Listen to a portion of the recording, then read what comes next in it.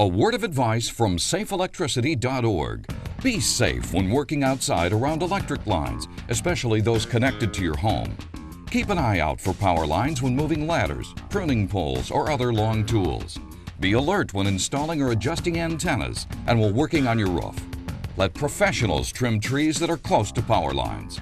Be a safe weekend warrior. For more safety information, visit safeelectricity.org.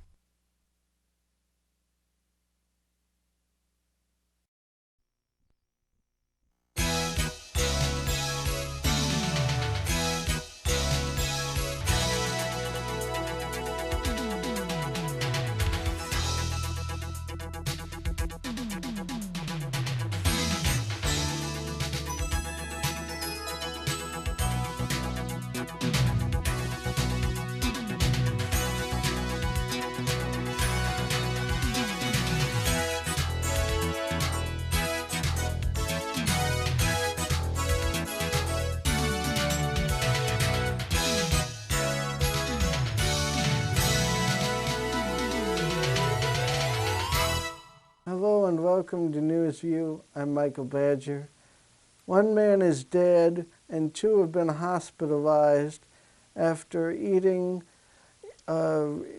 infected ground turkey infected with salmonella.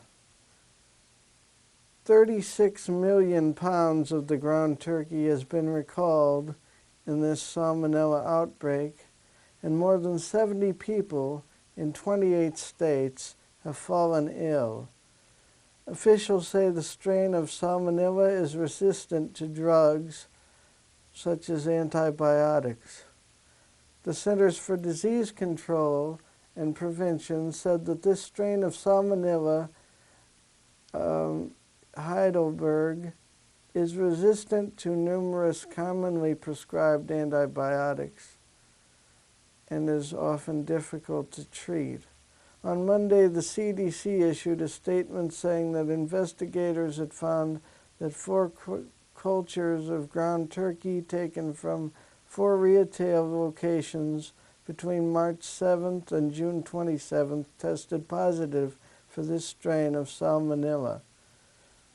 In April, 12 people fell ill amid a salmonella outbreak that prompted the recall of nearly 55,000 pounds of Jennie-O turkey burgers. But this time, this turkey recall, ground turkey, has been recalled from an Arkansas company headquartered in Springdale, Arkansas, and the ground turkey that is being recalled has use or freeze dates of 2/20/2011 through 8/23/2011. So that's February 20th, 2011 through August 23rd, 2011. And this includes 10-pound chubs of honeysuckle white fresh natural lean ground turkey with natural flavorings.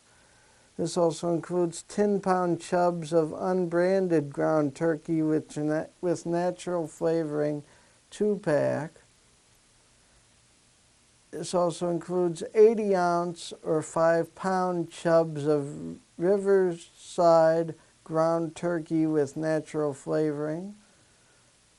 Also included 10-pound chubs of natural lean ground turkey with natural flavorings, 16-ounce or 1-pound chubs of fresh lean HEB ground turkey, 93/7, 16-ounce or 1-pound chubs of fresh Heb ground turkey, 85/15, 16-ounce or 1-pound chubs of honeysuckle white, 93/7 fresh ground turkey with natural flavoring. Also, 4 to 1 pound packages of honeysuckle white ground turkey with 85/15 fresh ground turkey. And last on that list, 48 ounces or 3-pound chubs of honeysuckle white, 85/15 fresh ground turkey. Also, 85% ground turkey with use or freeze by dates of February 20th, 2011 through also August 23rd, 2011.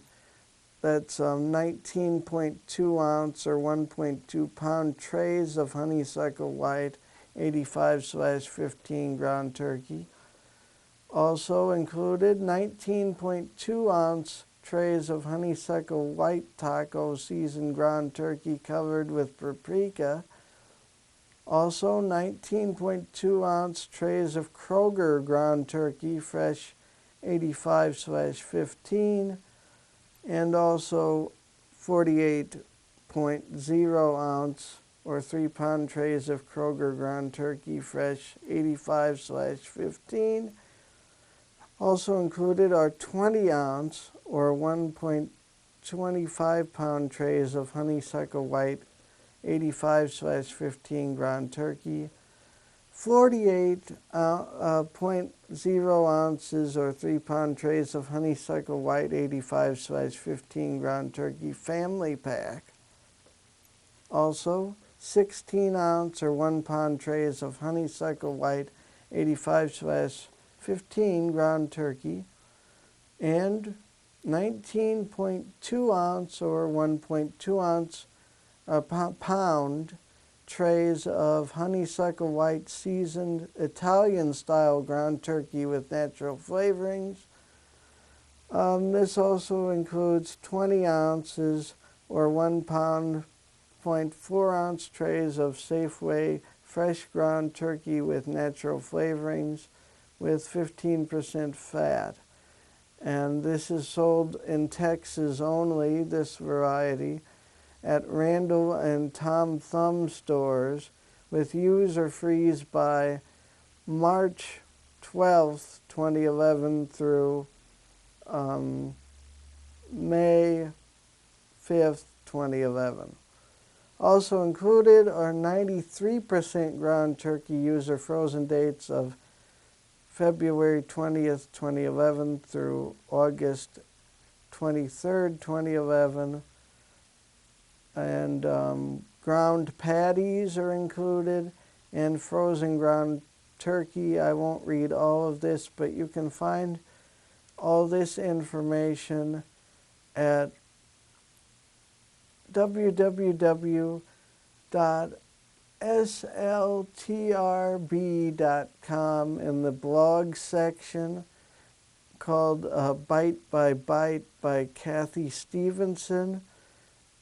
Titled Check the Fridge, Ground Turkey has been recalled. For more information, go to that. There's also information at the Los Angeles Times website. That's where I got some of it.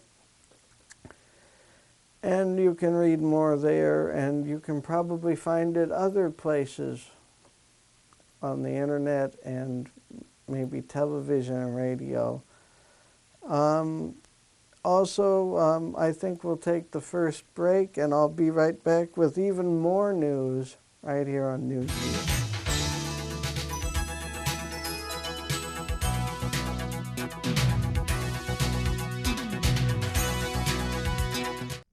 Visit arborday.org. See how together we can plant our future.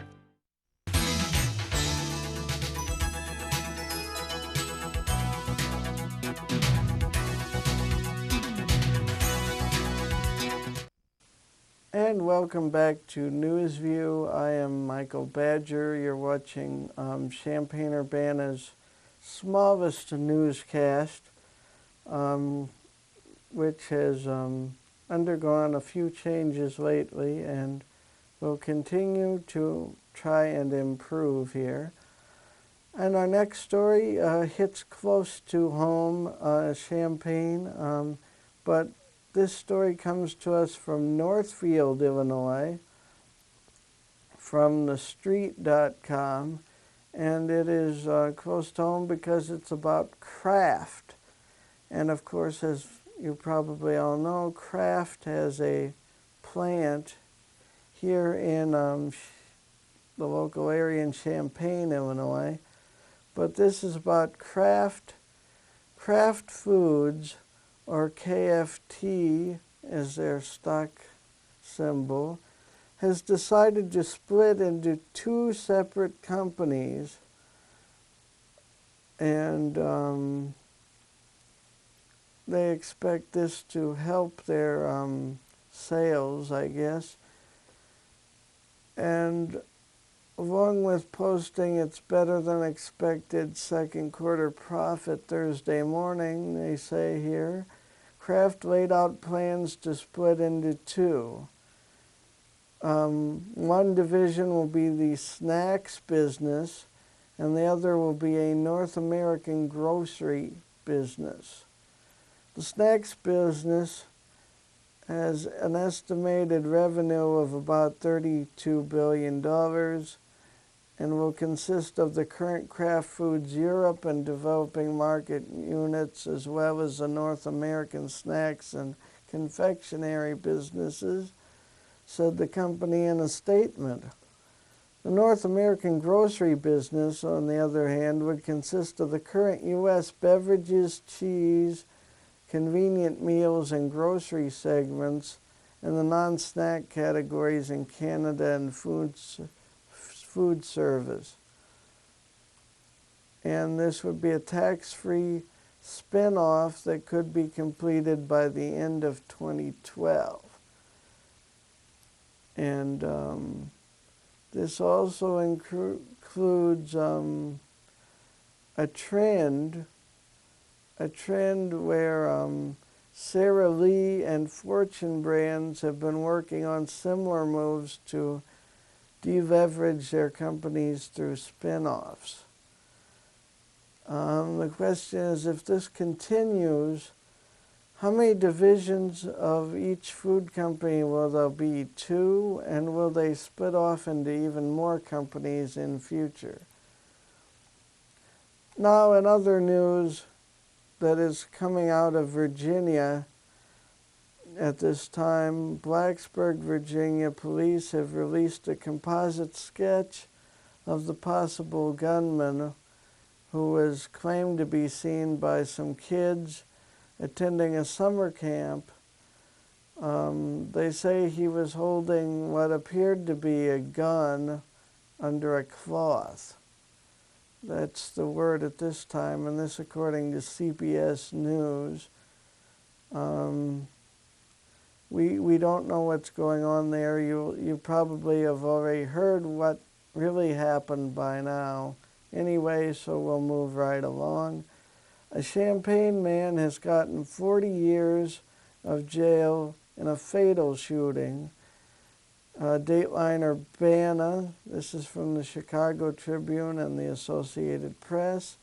A judge in East Central Illinois handed down a 40-year sentence for a Champaign man convicted of a fatal shooting of a man gunned down while he was with his wife and children.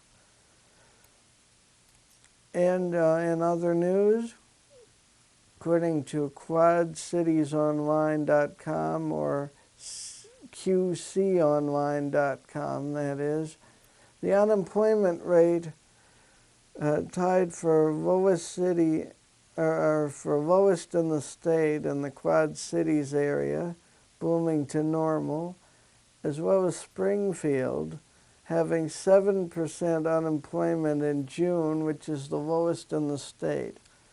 And that according to the Illinois Department of Employment Security data that they released Thursday.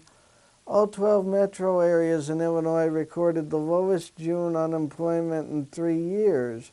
And unemployment in all 12 metropolitan areas dropped for the 10th consecutive month, according to the report.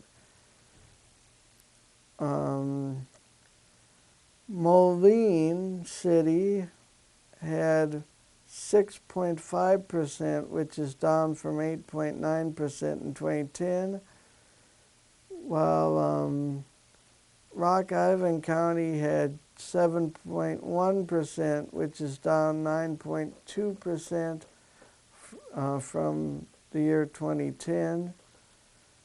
And there's some more information here you can seek out for yourself if you can. And in Florida, President Obama is tied with candidate for president Republican Mitt Romney. And this is because President Barack Obama is losing support among Florida voters, especially the independents, in a poll released on Thursday. 50% of voters surveyed randomly by landline telephone between July 27th and August 2nd by Quinnipiac University said that Obama would not deserve a second term in the election if it were held today. However, former Massachusetts Governor Mitt Romney was the only announced Republican candidate with enough support in the poll to give the president a strong challenge. Both men were favored by 44% of those questioned. And also in Florida, maybe a tropical storm? And will it become a hurricane? That, of course, is what I'm talking about is Tropical Storm Emily could come very close or could hit most of the southern part of Florida. This according to AccuWeather.com, according to Christina Pydonowski, who is senior meteorologist at AccuWeather. The AccuWeather.com Hurricane Center pushed the storm's future track closer to South Florida, she says. And they also say Emily will not likely impact the southeast coastline from northeastern Florida northward beyond the threat of rough surf and rip currents, but instead should curve around northeast and head out into the open waters of the northwestern Atlantic. But this turn would be bad news in terms of drought relief, according to AccuWeather.com meteorologist Brian Edwards.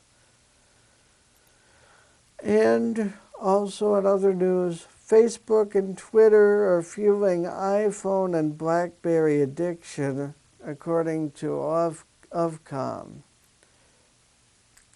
They say half of all British teenagers and 25% of adults there now have smartphones as sales outstrip regular mobiles. And this is from guardian.co.uk, and this is going on in Britain. And they say that Britain's appetite for Facebook and social networks on the go is driving a huge demand for smartphones. They also surveyed 2,073 adults and 521 children and teenagers in March of this year. And their report shows that technology has had a tremendous influence on our lives today, and they've revealed how quickly people have become reliant on new technology. The research is saying people are keeping their phones on longer and becoming addicted to them. They say in other findings that Brits watch an average of 4 hours of TV a day last year, up from 3.8 hours in 2009. And there, 91.6% of Brits listened to radio in the first quarter of 2011, and that's up from 90.6% in 2010. And the internet, nearly half of UK adults said they used social networking sites in the last 3 months of this year, and that's up from 40% last year. And the Dow has plummeted 400 points recently, and Italian prosecutors have seized now, they have seized documents from Moody's S&P. And a lot of uncertainty is going on with the whole debt ceiling and economic events of the past few years, really. I'm Michael Badger, and you're watching NewsView. Stay tuned for weather after this break. Thanks for watching, and weather and the credits are coming up. Thank you.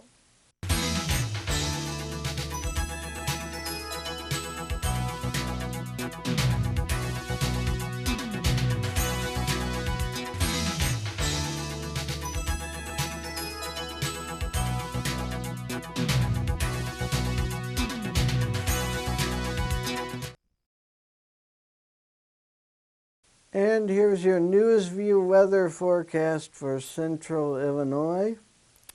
Friday night, mostly cloudy skies on 70 degrees Fahrenheit for the low.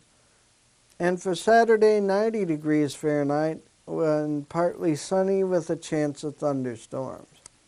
Saturday night, a low of 71 degrees Fahrenheit under partly cloudy skies, and mostly sunny on Sunday with 86 degrees Fahrenheit for your high. And as for Sunday night after that, partly cloudy skies with a low down to 66 degrees Fahrenheit. That sounds nice, doesn't it? So thank you for watching NewsView Weather.